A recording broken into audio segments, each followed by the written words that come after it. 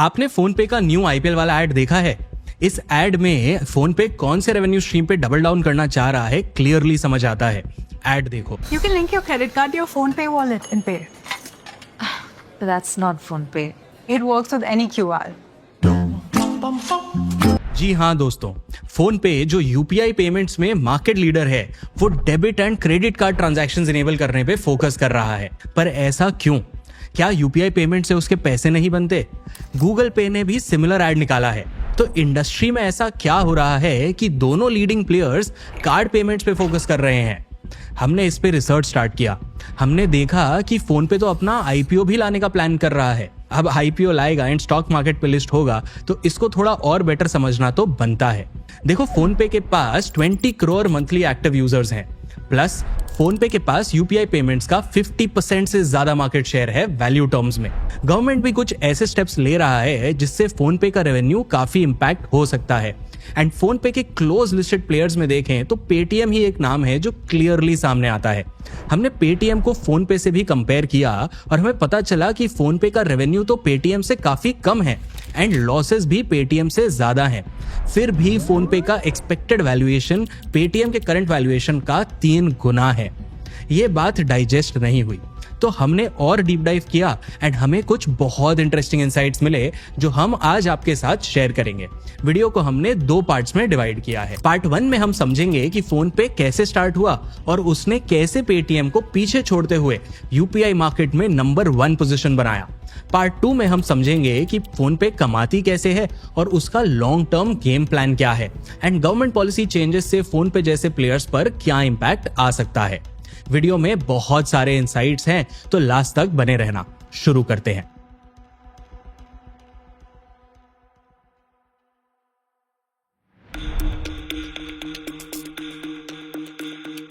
(2016) ने इंडिया के payment ecosystem को बदल के रख दिया। पूरे ईयर में कुछ ऐसे इवेंट्स हुए जिसका फायदा सारे पेमेंट कंपनीज को हुआ, इंक्लूडिंग फोन पे। सबसे पहले तो फेब 2016 में एनपीसीआई ने एक यूपीआई हैकाथॉन ऑर्गेनाइज किया। फोन पे की टीम ने भी पार्टिसिपेट किया। उन्हें इस हैकाथॉन के एक्सपीरियंस से लगा कि यूपीआई ही इंडिया की पेमेंट्स का फ्यूचर है। उन्होंने वहीं डिसाइड कर लिया कि वो फुल्ली यूपीआई की टेक्नोलॉजी पे ही फोकस करेंगे। अप्रैल 2016 में यूपीआई पब्लिकली लॉन्च हो गया। पेटीएम जैसे प्लेयर्स के पास डीप पॉकेट्स थे, तो फोन पे की टीम को भी लगा कि इंपॉर्टेंट है कि वो फंड्स रेस करें या किसी कंग्लोमरेट से जुड़ जाएं। तो उन्होंने कंपनी फ्लिपकार्ट को बेच दी ताकि वो भी फाइट कर पाएं। तो अगर आपको एक और इंटरेस्टिंग बात बताऊं तो ये जो फोन पे के फाउंडर्स हैं वो एक्स फ्लिपकार्ट एम्प्लॉइज थे, तो शायद उन्होंने इसीलिए चूज किया फ्लिपकार्ट को to acquire the company. And फिर नवंबर 2016 में डीमोनेटाइजेशन हो गया। तो जब डीमोनेटाइजेशन हुआ, फोन पे यूपीआई मार्केट कैप्चर करने के लिए एकदम तैयार था। लगभग 3 मंथ्स के अंदर अंदर 10 मिलियन यूजर्स ने फोन पे ऐप यूज किया।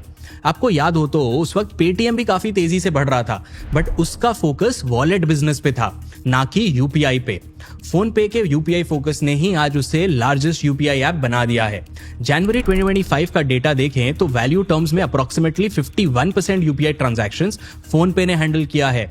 वॉल्यूम टर्म्स में इस नंबर को देखें तो अप्रोक्सीमेटली 48% है। बेसिकली फोन पे के पास यूपीआई का अराउंड 50% मार्केट शेयर है, वहीं पेटीएम के पास सिर्फ 5 to 6% मार्केट शेयर है।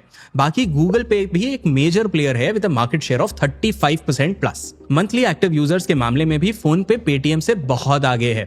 मार्च 2024 तक फोन पे के पास 20 करोड़ मंथली ट्रांजैक्टिंग यूजर्स थे और दिसंबर 2024 तक पेटीएम के पास बस 7.2 करोड़ मंथली ट्रांजैक्टिंग यूजर्स थे, ऑलमोस्ट 1/3। शायद इसीलिए फोन पे का वैल्यूएशन 3x है पेटीएम से। वैल्यूएशन की बात कर ही रहे हैं तो मैं आपको बता दूं कि फोन पे ने अपना लास्ट राउंड $12 बिलियन के वैल्यूएशन पे किया था और अब ये एक्सपेक्ट किया जा रहा है कि वो $15 बिलियन के वैल्यूएशन पे पब्लिक मार्केट्स में लिस्ट करेंगे। वहीं दूसरी तरफ पेटीएम $20 बिलियन के वैल्यूएशन पे आईपीओ लाया था, बट आज के दिन उसका market capitalisation around 5 to 6 billion का ही है। बट पेटीएम फोन पे का इकलौता कॉम्पिटिटर नहीं है। गूगल पे, मेटा, ये सब भी फोन पे से कम्पीट कर रहे हैं, बट फोन पे ने उनको फिर हराया कैसे? देखो, पेमेंट्स के मामले में, पैसों के मामले में सिर्फ टेक स्टैक अच्छा होने से प्रॉब्लम सॉल्व नहीं होता है। ह्यूमन टच होना बहुत ज्यादा इंपॉर्टेंट होता है। वरना आप ही सोचो, हर कोई व्हाट्सएप यूज करता है, बट व्हाट्सएप के यूपीआई का अडॉप्शन इतना हाई क्यों नहीं है? समीर निगम जो फोन पे के फाउंडर हैं, उनके वर्ड्स में, during the pandemic PhonePe got about 150,000 freelancers to acquire merchants in rural India. That's what it takes to have a QR code everywhere.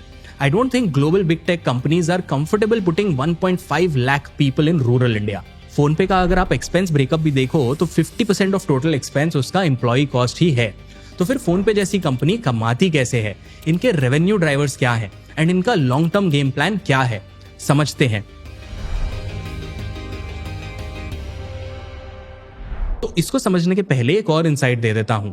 PhonePe इतना पॉपुलर क्यों हुआ? अगर आप देखोगे तो भारत पे, PhonePe, इन लोगों ने बहुत ही massive on ground team create की और सारे मर्चेंट्स को अपना डिवाइसेस पहुंचाया, सारे मर्चेंट्स को अपना QR कोड्स पहुंचाया और इतना बड़ा एक मर्चेंट इकोसिस्टम खड़ा किया कि आप कहीं पे भी जाओ तो आपको वो PhonePe का QR कोड स्कैन करने को दिखा ही देते हैं।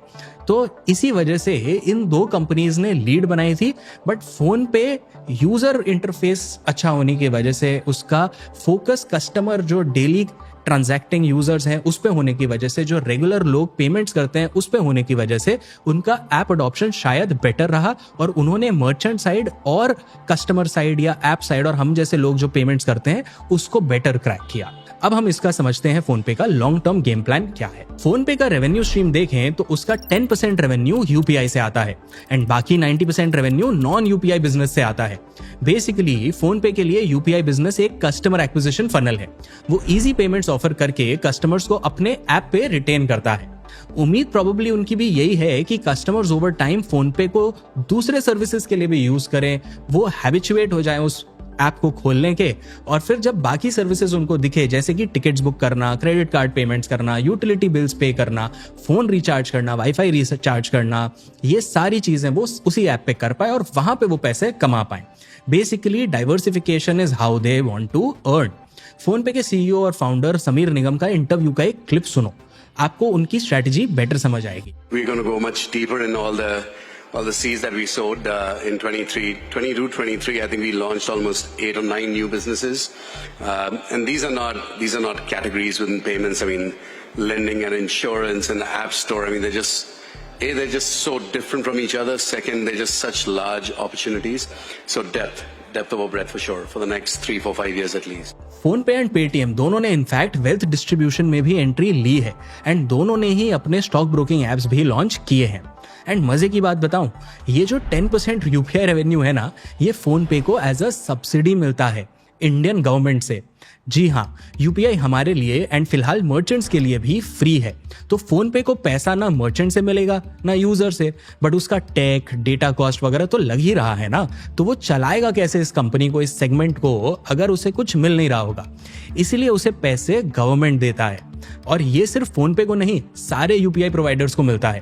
फाइनेंशियल ईयर 22-23 में इस सब्सिडी का अमाउंट 2600 करोड़ रुपीस था और फाइनेंशियल ईयर 23-24 में 3500 करोड़ रुपीस। PhonePe का फाइनेंशियल ईयर 23-24 का 10% रेवेन्यू इन सब्सिडीज से आया, यानी कि अराउंड 570 करोड़ रुपीस। बट आप ही सोचो, अगर गवर्नमेंट सब्सिडी दे सकती है तो वो ये सब्सिडी हटा भी सकती है। तो ये कोई अच्छा long term source of revenue तो हुआ नहीं, बहुत reliable long term source of revenue तो हुआ नहीं। At the end of the day PhonePe को कुछ सर्विस दे के ही पैसा कमाना होगा। तो वो मर्चेंट्स को अलग अलग सर्विस दे रही है, जैसे लोन इनेबल करना, POS devices for collecting payments enable करना, उनके लिए वो डिवाइसेस एस्टैब्लिश करवाना, एंड वो हमारे जैसे यूजर्स को भी न्यू ऑफरिंग्स जो कन्वीनियंस प्रोवाइड करे वो दे रहा है, जैसे online ticket booking, broking services etcetera. And government subsidy कितनी अनरिलायबल है इसका प्रूफ भी है। फाइनेंशियल ईयर 2025 में गवर्नमेंट ने सब्सिडीज काफी रिड्यूस कर दिया है।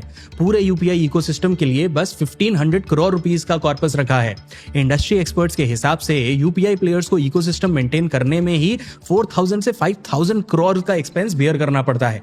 ऐसे में 1500 करोड़ की सब्सिडी तो बस पीनट्स है। इसकी वजह से ही PhonePe के करंट फाइनेंशियल ईयर में रेवेन्यू फ्रॉम UPI के गिरने का भी रिस्क है।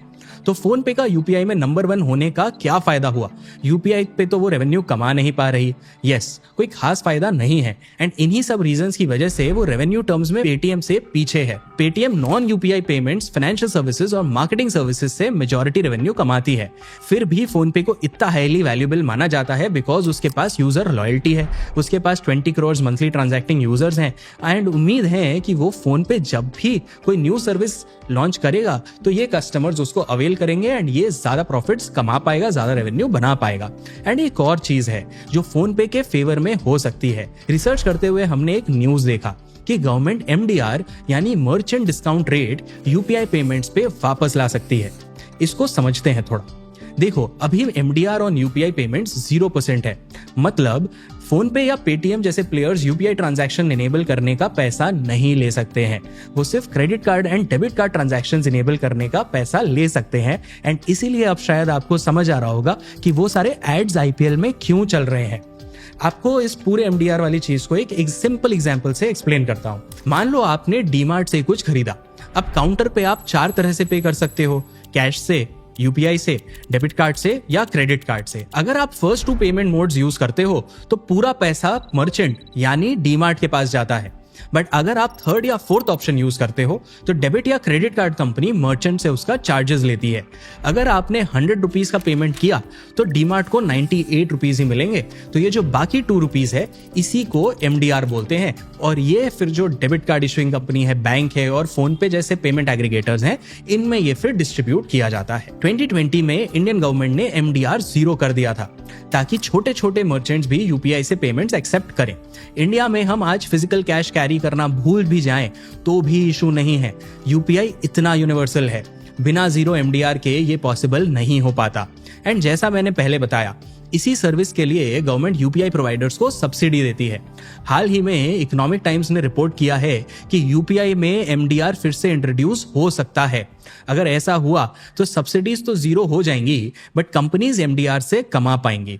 इसका सबसे बड़ा फायदा फोन पे को होगा क्योंकि वो UPI पेमेंट्स में 50% मार्केट शेयर होल्ड करता है। इसमें बहुत सारी और टेक्निकलिटीज भी हैं कि शेयर कैसे होता है। वो सारी टेक्निकलिटीज के सोर्सेज मैं कमेंट्स में डाल दूंगा, डिस्क्रिप्शन में डाल दूंगा। अगर आपको और डीप में जाना है तो आप वहां से समझ सकते हो। यहां से आपको ऊपर तो समझ में कॉन्सेप्ट आ गया होगा कि ये वर्क कैसे करता है और फोन पे को बेनिफिट कैसे होगा। ये तो हुई 10% रेवेन्यू की बात। बाकी 90% रेवेन्यू फोन पे डेबिट कार्ड या क्रेडिट कार्ड ट्रांजैक्शन से कमाता है एंड और भी छोटे छोटे सर्विसेज देता है जैसे एडवर्टाइजिंग सर्विसेज, POS डिवाइसेस का सब्सक्रिप्शन। स्क्रीन पे भी अगर आप ग्राफ देखोगे तो आपको समझ में आएगा कि फोन पे के डिफरेंट सर्विसेज क्या हैं और उससे वो कितना कमाती है। फिर उन्होंने एक ONDC based hyper local e-commerce market place भी बनाया है पिन कोड के नाम से। एंड उनका स्टॉक ब्रोकिंग ऐप भी है share.market। फाइनेंशियल सर्विसेज को भी फोन पे काफी सीरियसली कंसिडर कर रहा है। अभी फाइनेंशियल सर्विसेज सिर्फ 3.5% ऑफ टोटल रेवेन्यू है बट आने वाले इयर्स में इसका ग्रोथ काफी इंटरेस्टिंग हो सकता है। स्क्रीन पे डिफरेंट रेवेन्यू सेगमेंट्स मैंने दिखाए हैं, ध्यान से देखो तो समझ आएगा कि एक और revenue stream subsidy from government on payment acceptance devices भी है। मतलब वो जो बॉक्स होता है जिससे मर्चेंट्स पेमेंट एक्सेप्ट करते हैं उसका भी सब्सिडीज इन कंपनीज को मिलता है। ये सब्सिडी UPI पेमेंट के सब्सिडी से अलग है बट पेमेंट्स की तरह प्रोबेबली ये सब्सिडी भी धीरे धीरे हट जाएगा। फोन पे का ओवरऑल P&L देखो, ओवर द इयर्स कंपनी ने बहुत फास्ट रेवेन्यू ग्रोथ दिया है बट मेरा ध्यान फाइनेंशियल ईयर 23-24 के पैट एक्सक्लूडिंग ESOPs पे गया 197 करोड़ एंड सब्सिडी नंबर ध्यान हो तो वो 570 करोड़ था। सो बेसिकली बिना सब्सिडी के फोन पे लॉस में ही चल रहा है। इससे आप समझ ही गए होंगे कि सब्सिडी कितना ज्यादा इंपॉर्टेंट है फोन पे के लिए। एंड टेंशन इधर ही खत्म नहीं होता कि यार अगर सब्सिडी चला गया तो क्या होगा। पेमेंट इकोसिस्टम में मोनोपोली नहीं क्रिएट हो इसके लिए गवर्नमेंट ने 2020 में एक स्टेप लिया। फेयर कंपेटिटिव एनवायरनमेंट क्रिएट करने के लिए NPCI ने market share related rules release किए।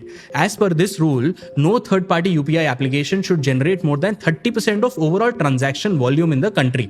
पहले इस रूल को इंप्लीमेंट करने के लिए डेडलाइन थी दिसंबर 2022 की, फिर वो एक्सटेंड करके दिसंबर 2024 कर दिया गया और अब फिर से एक्सटेंड करके इसको दिसंबर 2026 कर दिया गया है। इस सर्कुलर को अगर मैंडेटरी बना दिया जाता है तो फोन पे को ही सबसे ज्यादा लॉस है। उनको UPI मार्केट में 20% मार्केट शेयर गिव अप करना पड़ेगा और अगर UPI से यूजर्स ड्रॉप ऑफ हुए तो फोन पे के हाथ से क्रॉस सेलिंग की अपॉर्चुनिटी जाने का रिस्क है। एंड दैट्स वाई फोन पे के लिए न्यू बिजनेस स्ट्रीम्स में डाइवर्सिफाई करना और ये जल्दी करना बहुत ज्यादा जरूरी है। और डेडलाइन एक्सटेंड होने की वजह से अभी उनके पास 2 इयर्स का विंडो है। क्या ये टाइम इनफ होगा to create a profitable business जो UPI डिपेंडेंट नहीं हो? वक्त ही बताएगा। चलिए क्विकली समराइज कर लेते हैं। फोन पे यूपीआई पेमेंट्स में मार्केट लीडर है, कोई दूसरा फिनटेक या बैंक इस कंपनी के आसपास भी नहीं आता है। फोन पे 2016 में यूपीआई पेमेंट्स पे डबल डाउन किया एंड आज वो इसका डोमिनेंट प्लेयर बन गया है। 50% प्लस मार्केट शेयर उन्होंने अपना वैल्यू टर्म्स में बना लिया है। फोन पे UPI and non UPI sources से रेवेन्यू कमाता है। यूपीआई के लिए रेवेन्यू उसे गवर्नमेंट सब्सिडीज से आते हैं, जो कि एक अनरिलायबल सोर्स ऑफ रेवेन्यू है और ये अब फ्यूचर में कम होने का भी प्रोबेबिलिटी बहुत हाई है। बट अगर यूपीआई पेमेंट्स पे एमडीआर इंट्रोड्यूस होता है तो उसका बिगेस्ट बेनिफिशियरी भी फोन पे होगा। साथ ही साथ to make sure that it's not overly dependent on UPI payments, PhonePe diversify भी कर रहा है। उसका बाकी 90% revenue majorly debit and credit card payment से आता है और भी बहुत सारे डिफरेंट सर्विसेज से आता है। फाइनेंशियल सर्विसेज भी एक छोटा रेवेन्यू ड्राइवर है जो काफी फास्ट ग्रो कर रहा है। पेटीएम से कंपेयर करें तो फोन पे का यूजर बेस उनसे काफी बड़ा है, बट रेवेन्यू लोअर है। जहां पेटीएम ने 10,525 करोड़ रुपीस का रेवेन्यू किया था 23-24 में, वहीं फोन पे ने सिर्फ 5,725 करोड़ रुपीस कमाया था। फोन पे के लॉसेस भी पेटीएम से ज्यादा हैं, फिर भी बड़े यूजर बेस होने की वजह से शायद उसे वैल्यूएशन अभी पेटीएम से ज्यादा मिल रहा है। अब देखना यह है कि लिस्टिंग के टाइम पर कंपनी का स्टॉक मार्केट पे परफॉर्मेंस कैसा रहता है। आपको याद हो तो पेटीएम भी $21 बिलियन के वैल्यूएशन पे लिस्ट हुआ था एंड आज वो जाके कहीं $5-6 बिलियन के आसपास रह गया है। अभी फोन पे का डीआरएचपी तो रिलीज हुआ नहीं है, जैसे ही होगा हम और डिटेल्ड वीडियो के साथ आएंगे और आपको और इनसाइट्स देंगे in this payment platform. Comments में बताना आपको और कौन से कंपनीज के बिजनेस मॉडल समझने में इंटरेस्ट है, हम जरूर उन्हें कवर करने की कोशिश करेंगे। वीडियो अच्छा लगा तो लाइक एंड शेयर जरूर कर देना। मैं हूं शांतनु जैन, मिलता हूं आपसे नेक्स्ट वीडियो में।